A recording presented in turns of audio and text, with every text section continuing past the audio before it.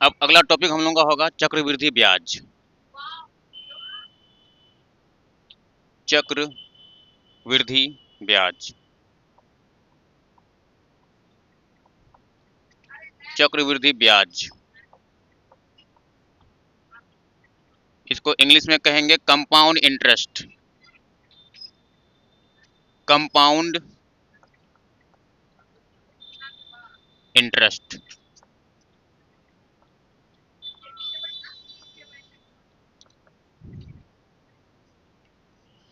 अभी page number दिमाग में हटा दो, टॉपिक समझो। अभी क्वेश्चन सॉल्व नहीं कर रहे हैं, उसी चैप्टर में प्रतिशत वाला चैप्टर में है। अगला एक्सरसाइज में इसका जरूरत पड़ेगा, ठीक है ना। 7.3 एक्सरसाइज में चक्रवृद्धि ब्याज का क्वेश्चन सब दिखने को मिलेगा। तो चक्रवृद्धि ब्याज को पहले सीखना होगा, है ना। तो चक्रवृद्धि ब्याज में किस तरह का क्वेश्चन रहेगा, क्या क्या टॉपिक हम लोग को पता होना चाहिए बनाने से पहले, तो समझते हैं, ठीक है।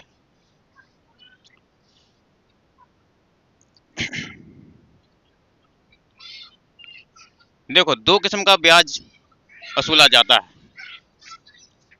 किसी भी पूंजी पर ब्याज दो किस्म का लिया जाता है, यानी इंटरेस्ट दो तरह से लिया जाता है। एक साधारण ब्याज होता है, साधारण ब्याज, और एक होता है चक्रवृद्धि ब्याज।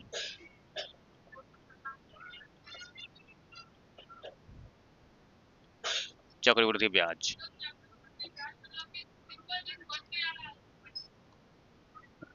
अभी पूरी बात पहले हमको हमको अपनी तरफ से रखने दो, फिर जाके समझ में आएगा।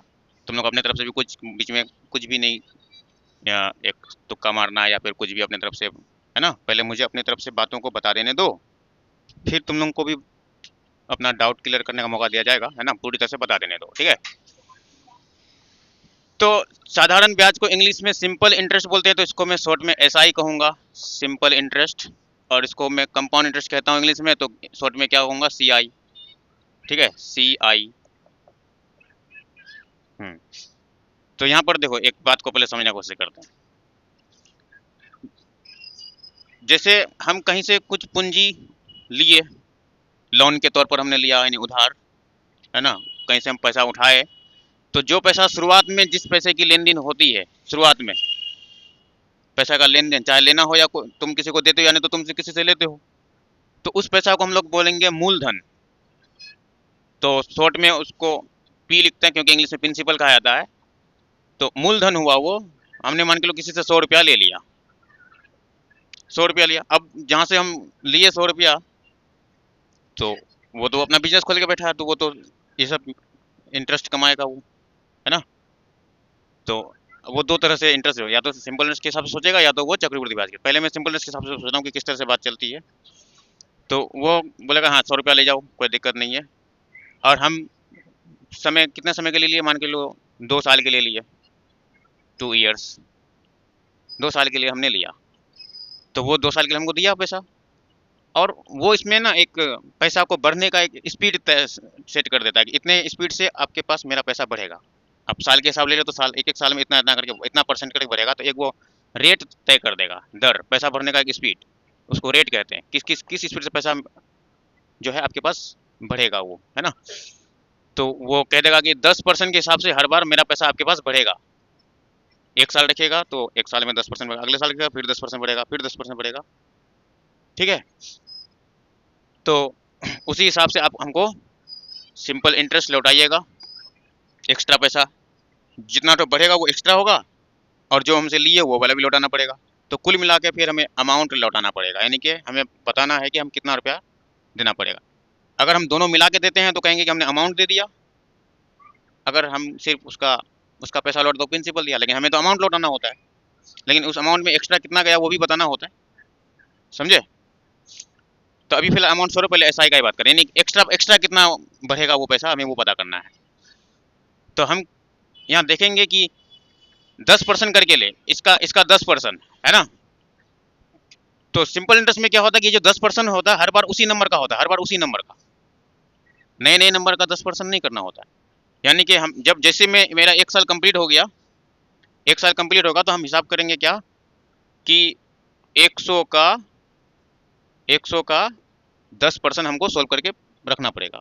100 का 10%, ठीक है। तो 100 गुना 10/100, फिर से यहाँ से तो कितना 10 रुपया हुआ। 100 का 10% कितना 10 रुपया। 100 का जो ये 10% है 10 रुपया हुआ। ये एक साल गुजरने के बाद हमने हिसाब कर लिया, यानी कि जैसे एक साल को हमको एक्स्ट्रा उसका 10 रुपया मेरे पास बढ़ गया। अब मेरे पास उसका क्या क्या है, उसका मेरे पास 100 रुपया भी है उसका, और एक्स्ट्रा 10 रुपया भी हमें उसका बिल बना। हाँ, हम लिए हैं, तो फिर इधर उधर की बात क्यों स्टार्ट कर दी बीच में। हाँ, तो मेरा उसके पास 100 रुपया तो था ही लिया हुआ, फिर एक्स्ट्रा कितना उसका बन गया 10 रुपया। यानी हम अगर एक साल में अगर लौटा देंगे तो हमको ये लौटाना पड़ेगा और ये लौटाना पड़ेगा, एक्स्ट्रा ये लौटाना। लेकिन हम तो 2 साल के लिए हैं, ये तो हम कल 1 साल बाद हिसाब किए हैं। तो फिर अगले साल, जैसे फिर अगले साल होगा, तो फिर उसी उसी 100 का ही 10% फिर से हमें कैलकुलेट करना पड़ेगा। 100 का 10%, और फिर से 10% निकलेगा, मतलब 10 रुपये निकलेगा, हुआ कि नहीं। क्योंकि यहाँ 10/100 करोगे, जिससे 2 जीरो कट के खत्म हो जाएगा, 10 टका फिर आया। तो अगले साल फिर से 10 टका बढ़ेगा, नहीं हर साल 10 टका 10 टका करके बढ़ेगा। सिंपल टेस्ट में ये कहानी होता है। तो 2 साल में कितना लौटाना पड़ेगा 10 टका, अगले एक साल का, फिर अगले साल 10, यानी 20 रुपया लौटाना पड़ेगा, और उसका पूंजी जो लिए थे वो लौटाना पड़ेगा। अगर हम बोलेंगे ब्याज कितना लौटाना पड़ेगा, ब्याज कितना लौटाना पड़ेगा, तो 10 टका एक साल का, फिर अगले साल 10 टका, क्योंकि 10% हमने हर बार चेक किया तो 20 टका लौटाना। लेकिन टोटल कितना लौटाना पड़ेगा उसको अमाउंट बोलते हैं। तो 100 रुपया और प्लस 20 टका, यानी कि कुल मिला के 100। हाँ, क्योंकि उसका जो लिए वो भी लौटाना पड़ेगा, और एक्स्ट्रा जो बढ़ा वो भी लौटाना पड़ेगा। तो इसमें सिंपल इंटरेस्ट में क्या होता है कि हर बार उसके लिए गए रुपए का ही परसेंटेज सोल्व करना होता है, चाहे कितनों साल के लिए रखो, हर साल के लिए। और इसी बात को शॉर्ट में डायरेक्ट क्या कर लेंगे, डायरेक्टली 100 का 10% ना करके 10% करके 2 बार, तो डायरेक्ट 20% सोल्व करेंगे। 100 का 20% डायरेक्ट कर लेंगे, 20%।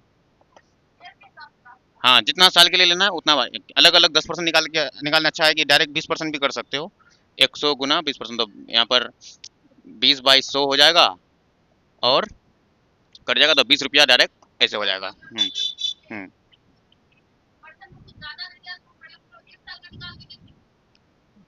नहीं, जितना टाइम है उतना उतना डायरेक्ट कर सकते हैं, है ना। देखो, इसी बात को शॉर्ट में करने का डायरेक्ट दे दिया। आखिर हम लोग करके क्या क्या कर रहे हैं, अगर मेरे पास 2 साल का होता है तो हम क्या करते हैं, 100 का 10% 2 बार, 2 बार यानी गुना 2, 10 दूनी यानी कि डायरेक्ट 20% हो जाएगा। तो इसके लिए डायरेक्ट फॉर्मूला बना दिया कि PRT/100। प्रिंसिपल की जगह ये 100 रखे, रेट की जगह ये 10% रखे, टाइम की जगह ये 2 रखे, और परसेंट का यहाँ जो परसेंट था उसका 1 डायरेक्ट ये फॉर्मूला से हमारा हो जाता है। SI का ये फॉर्मूला हो गया। यहाँ से हमें क्या निकलेगा, एक्स्ट्रा में नहीं, एक्स्ट्रा टोटल नहीं उसका है ना। हाँ, साधारण का ये हो जाएगा PRT/100, ठीक है। यानी कि 100 यहाँ जैसे गुना है, और रेट यानी 10%, का नीचे तो 100 आएगा ही, बस टाइम का ये 2, और नीचे में 100, 100 100 खत्म, 10 दूनी 20 टका एक्स्ट्रा हमें लौटाना पड़ेगा। लेकिन हम लोग का तो चैप्टर में चक्रवृद्धि ब्याज का है। चक्रवृद्धि ब्याज में क्या होता है कि हमने कहीं से 100 रुपया लोन लिया, और टाइम जो है 2 साल है, रेट जो है वो 10% है, और बताना है कि कितना ब्याज एक्स्ट्रा बना, है ना। तो ऐसे देखो, पहले एक साल का नहीं, हर एक साल का अलग अलग निकालना होता है। यानी पहला साल जैसे फर्स्ट ईयर जैसे कंप्लीट होगा, फर्स्ट ईयर जैसे कंप्लीट होगा, आखिरी में फर्स्ट ईयर का आखिरी में हम हिसाब कर लेना होता है कि 100 रुपये का 10%। पहला साल तो मैं एकदम बिल्कुल सेम ही चलता है। तो 100 गुना 100 इतना, यहाँ पर 100 खत्म, तो 10 टका आया। लेकिन अब वो अगले बार क्या सोचेगा कि जैसे दूसरा साल के लिए जो मेरे पास जो पूंजी रहेगा ना, दूसरा साल के लिए सेकेंड ईयर, तो वो ऐसे सोचेगा कि अब जो मेरा जो आपके पास पैसा है वो 100 रुपया भी है, और ये 10 रुपया भी है, यानी कि 110 रुपया वो मान के चलेगा। अब हम आपको कितना दिए हैं, अब इस साल से अब क्या माना जाएगा, अब इस साल से आप मेरा जो रुपया है आपके पास वो है 110 रुपया, 100 रुपया भी है और 10 रुपया भी है। यहाँ वो नहीं सोच रहा था कि मेरा हर बार आपके पास 100 रुपया है, उसका कितना करके बढ़ रहा है उसका अलग अलग आप हिसाब करते रहिए, कोई दिक्कत नहीं। वो जो परसेंटेज जो हम कैलकुलेट होगा हर बार उसी नंबर का ही परसेंटेज कैलकुलेट होगा। लेकिन यहाँ पर कहेगा कि पहले साल तो आपने 100 रुपये का 10% सोच रहे थे, अगली बार से जो आप 10% निकालिएगा कैलकुलेट करिएगा, वो ये वाला रुपये का 10% देना पड़ेगा, ये वाला। हाँ, हाँ इस नंबर का, यानी कि 100 रुपये का भी और उस 10 रुपये का भी, यानी कि कुल मिला के 110 रुपये का 10% देना पड़ेगा। अगले साल वो परसेंटेज बड़े नंबर का देना पड़ता है। चक्रवृद्धि ब्याज में ये है, यानी कि ब्याज का भी ब्याज है। हाँ हाँ हाँ, उसका भी देना पड़ेगा। यानी कि एक तो मेरा पूंजी जो लिए उसका भी 10% देना पड़ेगा, और जो एक्स्ट्रा जो बना एक साल में बिल एक्स्ट्रा, उसका भी 10% देना पड़ेगा। यानी कि कुल मिला के 110 का 10% देना पड़ेगा। हाँ, तो 2 स्टेप में 2 बार में निकल जाएगा। पहला स्टेप में उसके जो लिए थे उस पूंजी का 10%, अगली बार उसका। अगर 3 साल रखे तो फिर जो इसका एक्स्ट्रा बन रहा उसको फिर उसमें मिलाओ, फिर उस नए वैल्यू का, है ना। पहले साल जो भी क्वांटिटी रहेगा उसमें बैच ऐड होकर के फिर एक बड़ा क्वांटिटी बनेगा। अब इस नंबर का उतना परसेंट ऐड होगा, फिर उससे बड़ा क्वांटिटी बनेगा, इस नंबर का ये होगा। यानी कि वो नंबर ब्याज में बढ़ते रहेगा और हर बड़े बढ़े हुए नंबर का 10% देते रहना पड़ेगा। ये हमारा चक्रवृद्धि ब्याज होता है। ठीक है। हाँ होता है। लोन लोन जो लेते हो वही सब है ना। तो चक्रवृद्धि ब्याज में यही सही हुआ, लेकिन कुछ फॉर्मूला हम लोग लिख लेंगे। मैं एक क्वेश्चन ये करके दिखाता हूँ। पहले मैं, इसके बाद फिर हम लोग फॉर्मूला से बनाएंगे, ऐसे तो बहुत लंबा पड़ जाएगा बनाना, है ना। पहले मैं ये वाला प्रोसेस बना के लगाऊंगा। मान लो हम किसी से कहीं से हम पूंजी लिए, कितना लिए, 2,000 रुपया लिए, और टाइम जो है वो 3 साल के लिए लिए, 3 साल के लिए, और रेट वही 10%। अब बताना है कि, नहीं बताना है, मुझे बताने दो, है ना। अमाउंट जो है वो कितना हमें लौटाना पड़ेगा टोटल, यानी कुल मिला वहाँ वो भी पता लग जाएगा कि एक्स्ट्रा कितना थे, वो पता लग ही जाएगा, है ना। और एस आई नहीं, कंपाउंड इंटरेस्ट कितना है वो भी पता लग जाएगा। ठीक है। तो हम क्या करेंगे, पहले पहले साल का सॉल्व करेंगे, पहले फर्स्ट ईयर का। जैसे मेरा 1 साल कंप्लीट हुआ तो हम कैलकुलेट करेंगे कि, हाँ चक्रवृद्धि ब्याज का, तो 2,000 रुपये, 2,000 रुपये का कितना परसेंट, 10%, 10% हो गया। मैं 10% को डायरेक्टली ऐसे कर लेता हूँ, कोई दिक्कत नहीं, ऐसे तो कोई दिक्कत नहीं ना, परसेंट तो बाद में 100 आता ही है। 2 जीरो ऐसे करके काट दिए, कितना आया, 200 रुपया। लेकिन अब जो है, अब जो प्रिंसिपल है वो ये नहीं रहेगा।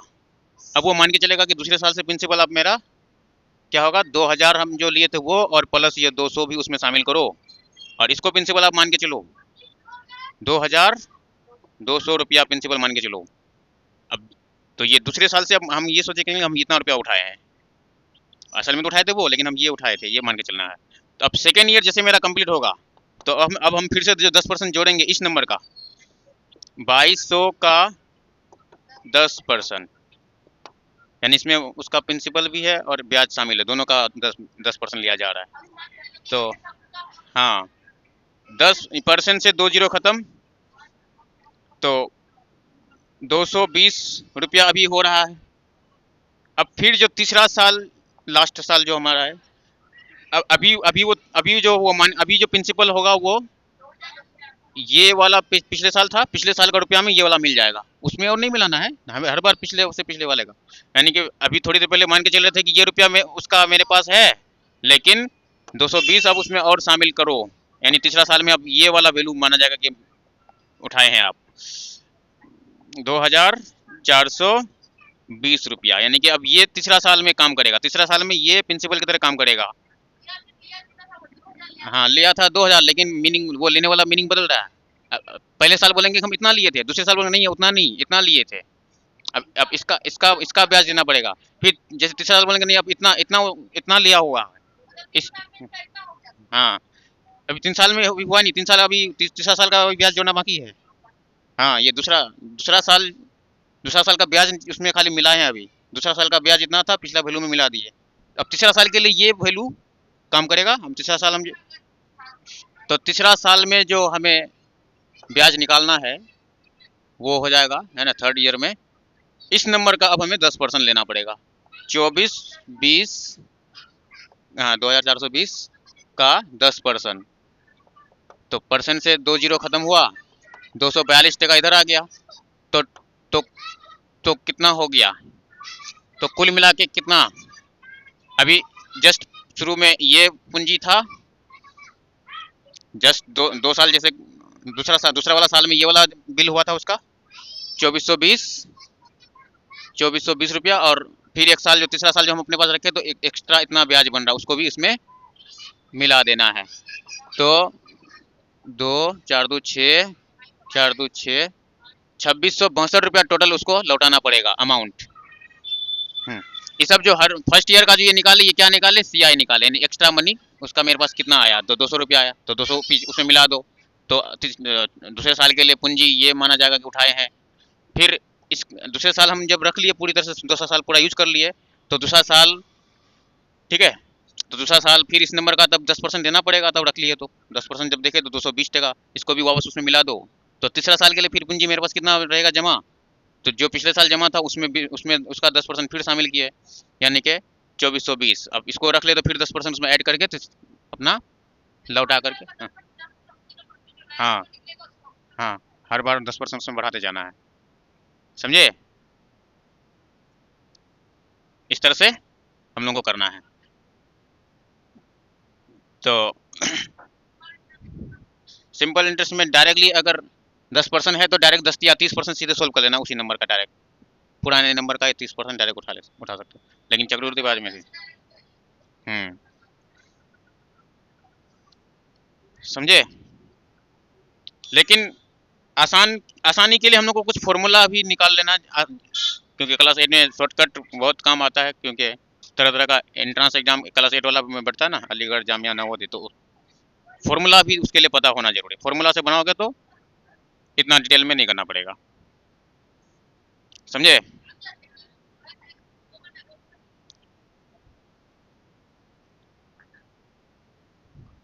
अब देखो यही नंबर हमें फॉर्मूला से निकालना है 2662 था तो डायरेक्ट अमाउंट का एक फॉर्मूला होता है प्रिंसिपल बाहर से रखेंगे 1+R/100 और पावर में यहाँ एन मैंने यहाँ टाइम टाइम रखना है। तो प्रिंसिपल कितना है 2000 1 रख दिए रेट कितना है 10 तो 10/100 और एन के जगह पर 3 यहाँ 0 0 थोड़ा सा कट जाएगा तो 200 गुना 10 एकम 10 1 11 11/10 3 बार फैला देना है पावर 3 है तो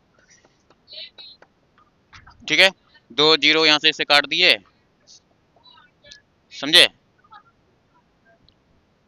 ओ 2000 था ना हाँ 2000 था यही तो हम भी करेंगे 2000 था तो 1 0 और कट के खत्म हो जाएगा हुआ। तो 11 का क्यूब कितना 1331 होता है 1331 होता है तो कहाँ गड़बड़ हुआ है पिछला कैलकुलेशन में कुछ गड़बड़ हुआ है। नहीं 11 का तो पता है 1331 होता है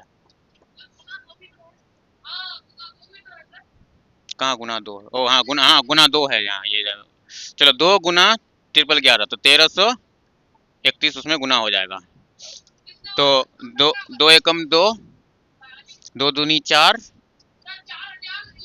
1331 ना यहाँ था 1331 2 एकम 2 2 तिया 6 2 तिया 6 2 एकम 2 2662 आ गया और वही यहाँ पर है ना 2662 हो गया समझे कि नहीं। वो बहुत प्रोसेस लंबा करना पड़ रहा है तो फॉर्मूला हम लोग को सीख जाना है फॉर्मूला से बना लेना है। हाँ उतारना है हाँ फॉर्मूला से शॉर्ट से होगा और भी शॉर्ट ट्रिक है और भी शॉर्ट ट्रिक है अभी तो हाँ नहीं हमने तो लिखा रहे ना अभी सब तो अभी बहुत सारा क्वेश्चन सॉल्व करेंगे तो उतारना भी कोई जरूरी थोड़ी था